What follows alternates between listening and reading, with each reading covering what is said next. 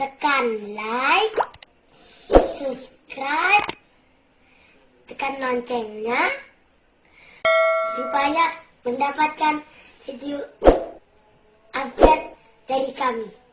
Selamat menonton. Assalamualaikum warahmatullahi wabarakatuh. Alhamdulillah wassalatu wassalamu ala rasulillah wa ba'du. Selamat berjumpa kembali dalam video pembelajaran tematik SDIT Al-Imam As-Syafi'i. Semoga anak-anakku semua tetap semangat dalam belajar hari ini. Sebelum mulai, mari kita berdoa semoga Allah memudahkan kita dalam pelajaran hari ini. Rabbi zidni ilma warzuqni fahma.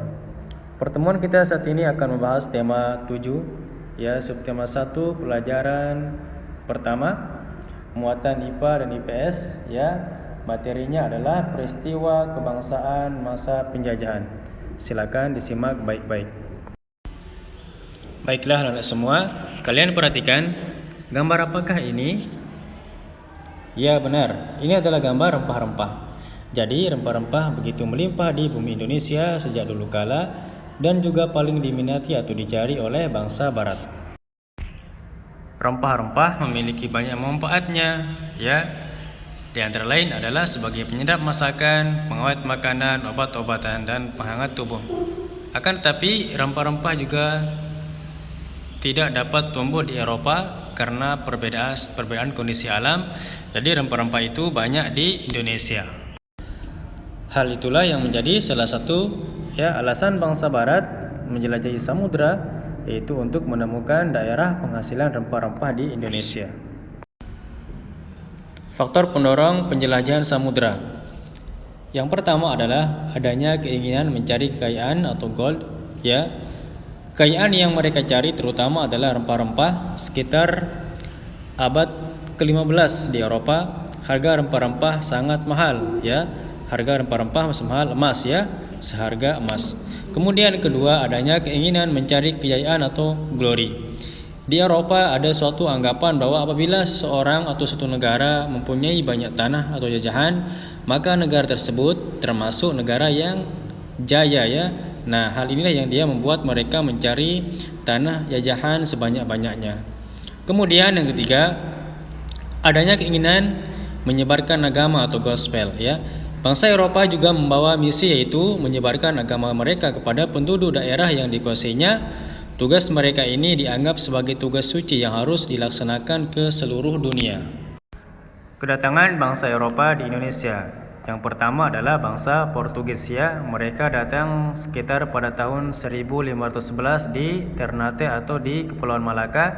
Tujuannya adalah mencari keuntungan yang besar dari perdagangan rempah-rempah, ya.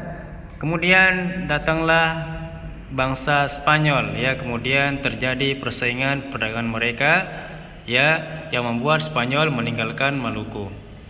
Kemudian disambut dengan kedatangan masa Spanyol, ya, pada tahun 1521 di Maluku. Tujuannya adalah mencari kekayaan dengan berdagang rempah-rempah. Awal kedatangan Spanyol ini diterima dengan baik, tetapi akhirnya terjadi perlawanan rakyat, ya.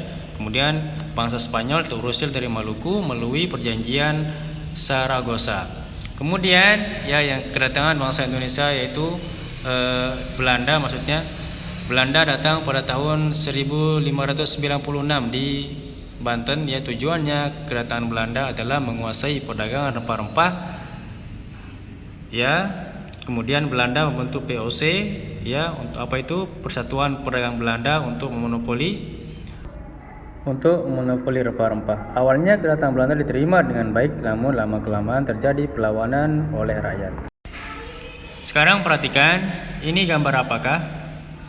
Benar, ini adalah gambar cengkeh. Jadi berdasarkan wujudnya, benda dibagi menjadi benda padat, cair, dan gas. Tahukah kamu cengkeh termasuk benda yang mana? Ya, cengkeh itu termasuk benda padat. Sekarang kita masuk ke muatan IPA. Benda berdasarkan wujudnya ada 3. Yang pertama, benda padat, benda cair, dan benda gas. Benda padat, ya, ciri-cirinya adalah memiliki bentuk dan volume yang tetap dan tidak mengikuti bentuk wadahnya, ya. Kemudian dapat diraba dan dipegang. Bentuknya dapat diubah dengan beberapa perlakuan seperti diberi panas, tekanan tinggi, atau diberi perlakuan fisik seperti menggunting, menekan, melipat, atau menyobek. Contoh benda padat ya, kalian bisa lihat di sini ada lemari, ada tempat duduk, ada pensil, kemudian ada meja, ada sarung tangan, ada buku, ada selimut. Kemudian benda cair, ciri-cirinya adalah memiliki bentuk yang berubah-ubah sesuai dengan bentuk wadahnya. Mengalir dari tempat tinggi ke tempat yang lebih rendah, dapat meresap melalui celah-celah kecil, kemudian tidak dapat dipegang.